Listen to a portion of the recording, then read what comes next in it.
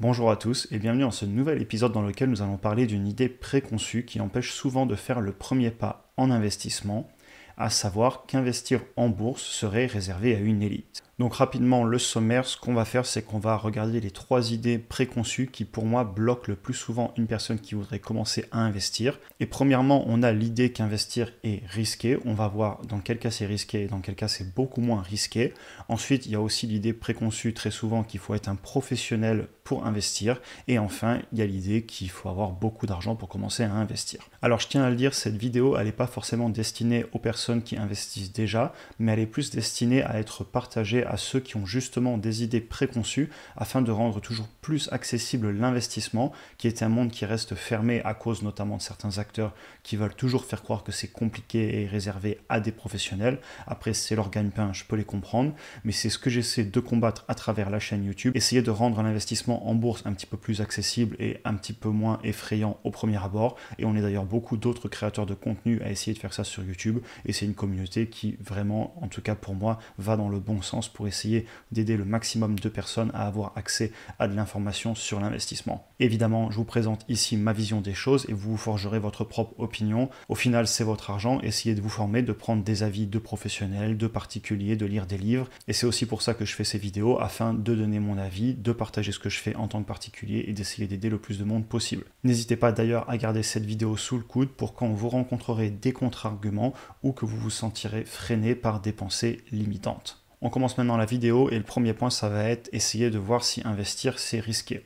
Et enfin aussi, je tiens à le souligner, je ne suis pas ici pour donner des leçons de morale. Chacun est libre de mener sa vie comme il l'entend et nous avons tous des objectifs différents. Certains investiront, d'autres non, c'est des choix. Mon but ici, c'est de partager des informations sur l'investissement, c'est ce que je fais sur la chaîne. Et donc, si vous êtes sur la chaîne, c'est aussi probablement des informations que vous cherchez. Mais je tenais à le dire, chacun fait ce qu'il veut dans la vie parce que souvent, on entend des avis qui sont assez polarisants, assez tranchants, qui disent qu'il y a une seule façon de voir les choses et c'est pas du tout une idée que je défends. Ici, je partage ce que je fais, mais chacun est libre de faire ce qu'il veut. Et je tenais à le dire et à le rappeler. Donc, premièrement, est-ce qu'investir est risqué ? Et comme tout investissement, évidemment, il y a des risques. Mais il y a aussi des risques à avoir de l'argent sur un compte courant ou sur un livret A. Ça s'explique notamment par l'inflation, par le fait que l'argent, si on n'investit pas, on va peut-être aussi être tenté de le dépenser sur des choses qui, au final, on regrettera. On aurait préféré peut-être mettre l'argent sur autre chose. Et je vous ai mis ici un petit graphique qui le résume bien d'un point de vue de l'investissement. Sur le court terme, donc ici en bas, vous avez le temps. Donc sur le court terme, le cash, c'est moins risqué puisque si vous avez de l'argent sur le compte, vous pouvez le dépenser. Il y a peu de chances qu'il perde en valeur, hormis cas exceptionnel, mais on ne va pas parler ici de malheur. Et par contre, sur le long terme, votre cash, il est de plus en plus risqué parce qu'il se fait ronger par l'inflation. Vous pouvez le consommer et le dépenser sur des choses qui ne vous plaisent pas. Et à l'inverse, les actions ou la bourse, au début, c'est risqué parce que sur le court terme, comme on va le regarder juste après, le marché est très volatile. Mais sur le long terme, les actions ont tendance à monter historiquement. Et donc, le plus vous attendez en bourse et le plus vous investissez sur le long terme, et le moins vous prenez de risques. Et ça s'explique très bien avec un graphique. Alors ici, je vous ai mis le graphique du S&P 500 qui est en fait un indice qui représente les 500 plus grosses entreprises américaines. D'ailleurs, pour information, ici, on ne va pas rentrer en détail sur les stratégies d'investissement. Pour ça, si vous voulez, vous avez des cours vidéo offerts que j'avais fait et vous les trouverez en description. Et donc dedans, je reprends plus en détail ce qu'est un indice, pourquoi on investit en bourse, comment on investit en bourse, comment ouvrir des comptes, etc. N'hésitez pas à aller le voir, ce n'est pas l'objectif de la vidéo. Bref, sur le court terme, on voit que par exemple un indice comme le S&P 500, donc globalement les 500 plus grosses entreprises américaines, elles peuvent faire des hauts, des bas, elles peuvent monter, descendre, mais globalement elles ne font pas grand chose. Sur le moyen terme, ici à 5 ans, on voit quand même déjà une belle tendance haussière. On a des grosses baisses, comme ici par exemple en mars 2020 au début de la pandémie, mais sur le long terme, on a l'air d'avoir tendance à monter. Et quand je prends la bourse sur le très long terme, on voit qu'effectivement, on monte et on monte. Alors, c'est les montagnes russes, des fois ça baisse, puis ça remonte plus tard, mais si on investit sur une très longue période, on a beaucoup de chances d'être gagnant. Et ça, on le retrouve très facilement avec une étude assez connue qui a été faite sur le S&P 500 entre 1926 et 2020, et on voit qu'au jour le jour, on a globalement 50-50% de chances d'être en positif ou en négatif. Au bout de 5 ans, on a quand même 88% de chances d'être en positif, et ça c'est en prenant la pire période possible sur laquelle on aurait investi. Et au bout de 20 ans, on est à 100% de chances d'être en positif sur ces investissements, sachant qu'on a aussi pris la pire période possible. Donc globalement, ce tableau, ce qui me fait dire, c'est que si on veut investir de façon passive sur par exemple les 500 plus grosses entreprises américaines, il faut investir sur le long terme si on ne veut pas en faire un métier. Par contre, je me dois d'être honnête avec vous, si c'était si simple, tout le monde le ferait, soyons clairs. Il y a beaucoup de gens qui n'investissent pas en bourse et tout simplement parce qu'il faut quand même avoir certaines caractéristiques et il faut être un petit peu assidu. La première chose, il faut avoir de la rigueur. Il va falloir investir chaque mois, être consistant et se battre sur le long terme. Si on investit une fois 50 € et qu'on l'oublie, évidemment, il ne se passera pas grand-chose. Les apports sont importants, surtout au début, on le verra en fin de vidéo. Le deuxième point important, c'est avoir de la persévérance. Comme je le disais, il faut mettre chaque mois et surtout, il va falloir tenir émotionnellement parce que le marché, il peut baisser pendant 1 an, 2 ans, 3 ans et à ce moment-là, il faudra être fort pour continuer à mettre, pour continuer à croire dans sa stratégie. Ou si on achète au plus haut et qu'ensuite on panique parce qu'on ne sait pas tenir émotionnellement, on ne sait pas gérer ses émotions et qu'on revend au plus bas, et bien évidemment, ça va mal se passer. Et d'ailleurs, beaucoup d'investisseurs perdent de l'argent tout simplement parce qu'ils écoutent beaucoup leurs émotions et c'est une des choses les plus dures à faire en bourse. Donc voilà, je tiens à le dire, évidemment, si c'était simple, tout le monde le ferait. Mais une fois qu'on arrive à contrôler ses émotions, ce n'est pas si difficile que ça si on est aussi un petit peu rigoureux sur le long terme. On passe maintenant au deuxième point qui est souvent évoqué et qui est bloquant pour se lancer, c'est que ce serait réservé aux professionnels. À ça, je dis non, ce n'est pas réservé aux professionnels du tout. Peut-être que ça l'était il y a 50 ans, mais ce n'est plus le cas. Soyons clairs sur les professionnels. Et il y a de nombreuses études qui le montrent, vous les trouverez facilement en anglais sur Internet, mais globalement, la majorité des professionnels ne font pas mieux que le marché sur le long terme. Ce que j'appelle le marché, comme je vous le disais, généralement, c'est soit la majorité des plus grosses entreprises du monde, soit par exemple, on prend souvent en exemple le S&P 500, qui sont les 500 plus grandes entreprises américaines. En fait, ce qu'on appelle le marché, c'est un ensemble d'actions prédéterminées, ce qu'on appelle un indice, selon des règles précises, et c'est globalement ce que fait le marché, et ensuite, on voit si on fait mieux ou moins bien que si on avait investi de façon passif sur un indice. Encore une fois, ça c'est quelque chose que j'explique dans les cours que vous avez en description si ça vous intéresse. Donc globalement, les professionnels, souvent ce qui se passe, c'est qu'ils ont une vision sur le court terme, parce que chaque année on veut de la performance, parce que sinon ils vont perdre des clients. Ça, Warren Buffett l'explique très bien, il dit que lui, il n'a pas de fonds, mais il a une entreprise, et on peut posséder ou non des parts de son entreprise, parce qu'il ne veut pas avoir à rendre de compte sur le court terme. Ensuite, il y a les frais qui peuvent être souvent élevés dans la gestion active et qui vont détruire votre performance.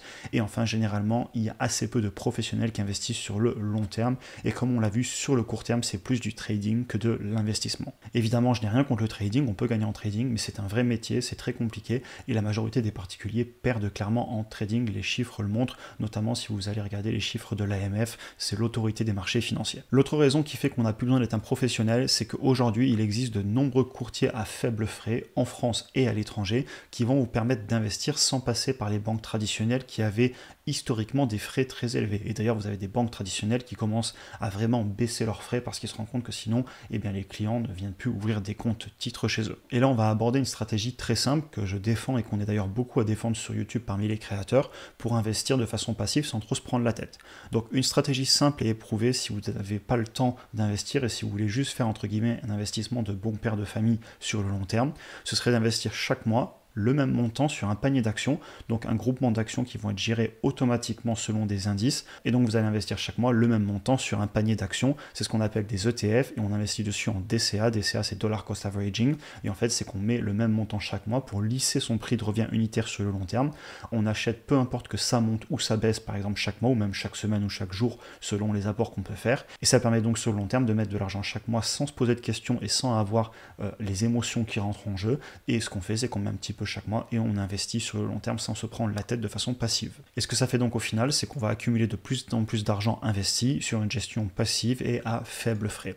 Ce que je tiens aussi à dire, c'est que certes, on va réaliser que la performance du marché, puisqu'on va investir sur le marché, on fera pas mieux, mais on fera pas moins bien. Et je vous ai mis ici en photo la miniature d'une vidéo sur les intérêts composés, dans laquelle en fait je montre ce qu'on peut faire en investissant tout simplement sur le marché, en ayant la performance normale, pas plus, une bonne performance en bourse, et voir les miracles qu'on peut faire sur le long terme. Je vous mettrai aussi la vidéo en lien qui apparaîtra à l'écran, n'hésitez pas à aller voir cette vidéo après, parce qu'elle vous montre justement qu'en mettant un petit peu chaque mois, on peut faire des miracles sur le long terme. Il ne faut jamais sous-estimer ce que l'on peut faire sur le long terme, par exemple sur 10 ans, alors que souvent on a tendance à surestimer ce qu'on peut faire en un an. Généralement en un an on fait assez peu de choses, par contre en 10 ans, et notamment en investissant chaque mois, on peut faire des petits miracles. Le dernier point dont je voulais parler, c'est est-ce qu'il faut beaucoup d'argent pour investir ? Et je tiens à le dire, vous n'avez pas besoin d'un gros capital pour commencer en bourse. Je vais vous donner ici des exemples de parts d'ETF que vous pouvez acheter. Vous avez un ETF Monde qui reprend énormément de grosses entreprises à travers le monde, et vous avez ici un ETF S&P 500 qui est extrêmement connu, et ici vous avez les mêmes chez Vanguard que vous pouvez par exemple acheter sur d'autres courtiers. Donc voilà, vous voyez qu'à partir de 40 euros, 50 euros, voire jusqu'à 100 euros pour les ETF qui ont des parts un petit peu plus grosses, vous pouvez commencer à investir. Donc on ne parle pas ici de gros montants. Je pense que si on a envie d'investir pour son futur sur le long terme, on peut trouver 40-50 euros par mois pour commencer tout doucement à investir, et au fur et à mesure, eh bien, on va se faire à l'investissement, on va avoir ses premières émotions et on va peut-être augmenter ses apports au fur et à mesure. Cependant, je ne veux pas non plus vous vendre du rêve. Si vous mettez 50 euros par mois, vous n'allez pas non plus aller très très loin. Ce qu'il va falloir faire, c'est essayer d'investir le plus possible, le plus tôt possible. Donc c'est pour ça que je dis toujours, il ne faut surtout pas écouter tous ces freins qu'on peut vous mettre, mais il faut vraiment commencer le plus jeune possible, dès qu'on commence à en entendre parler et à se former et à se forger sa propre opinion sur l'investissement, puisqu'au final, comme je le répète, eh bien, c'est votre argent, vous l'investissez comme bon vous semble et faites-vous votre propre opinion. Et je vais vous montrer le petit calculateur d'intérêt composé pour finir la vidéo, à savoir que c'est le même calculateur d'intérêt composé dont je vous ai parlé un petit peu plus tôt dans la vidéo et dont vous aviez une vidéo consacrée à lui disponible sur la chaîne, et vous l'avez aussi directement en description si vous voulez y accéder. Donc ici, ce qu'on va faire tout simplement, c'est qu'on va dire qu'on a par exemple un placement initial de 0 euros, donc on part avec 0 euros et ensuite on va mettre, disons, 300 euros par mois. Alors, il faut les trouver, vous pouvez mettre moins, vous pouvez mettre plus. Personnellement, je pense que c'est un bon début de mettre 300 euros par mois. En se serrant un peu la ceinture pour préparer son avenir, on peut y arriver. Donc on va faire 300 euros par mois fois 12 mois, puisqu'on calcule annuellement. D'un point de vue des intérêts, j'ai mis 8,5%, ce qui est ce que fait historiquement le S&P 500 avec les dividendes réinvestis et ajustés à l'inflation. Donc on ne me dise pas dans les commentaires, oui, mais l'inflation, le montant là, il ne vaudra plus rien dans le futur. Non, si vous allez voir la majorité des études, l'inflation sur le très long terme, elle est entre 2 et 3%. Et ce sont des chiffres qui prennent en compte cette inflation lissée. Évidemment, vous allez avoir des années où elle va être très élevée à 8-10%, et vous avez aussi des grandes traversées du désert où on n'a pas d'inflation, comme ça a été le cas en Europe pendant pas mal d'années. Et donc si vous prenez ce calcul sur 35 ans, donc disons que vous avez commencé à 25 ans et vous partez à la retraite à 60, eh bien vous vous retrouvez avec plus d'un demi-million d'euros qui est de côté, ajusté à l'inflation en termes de pouvoir d'achat.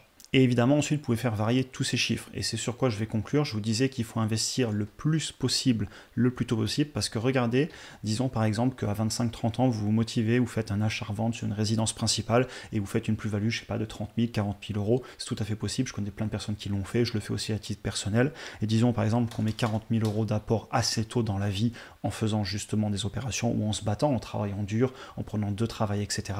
Ben regardez le résultat, en fait, on explose la performance. Et si ça fait ça, c'est tout simplement parce que le plus d'argent vous avez au début qui vont bénéficier des intérêts composés, et le plus vous allez avoir le capital qui va augmenter. Donc mettre chaque mois évidemment, mais surtout essayer de mettre le plus possible quand on est jeune, et on conclura la vidéo là-dessus. C'est vraiment une idée que je défends sur la chaîne. Je suis pas là pour dire qu'en mettant 50 euros par mois, on va avoir beaucoup d'argent à 60 ans. Non, je pense qu'il faut se battre, mettre le plus possible pour atteindre le plus vite possible un certain niveau de confort financier qui nous permette de faire des choix dans la vie. Vous savez que c'est les idées que je défends sur la chaîne. J'espère que la vidéo vous a intéressé. On en a fini pour aujourd'hui. Si vous souhaitez en apprendre plus sur l'investissement en bourse ou tout simplement revoir les fondamentaux de l'investissement sur le long terme, comme je vous le disais, vous avez des liens en description.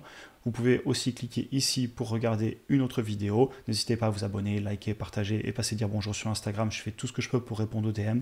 Vous êtes cependant de plus en plus nombreux, donc des fois ça me prend quelques jours parce que généralement je réponds les soirs. Sur ce, on en a fini pour aujourd'hui. Je vous souhaite une excellente journée et à très bientôt pour une prochaine vidéo.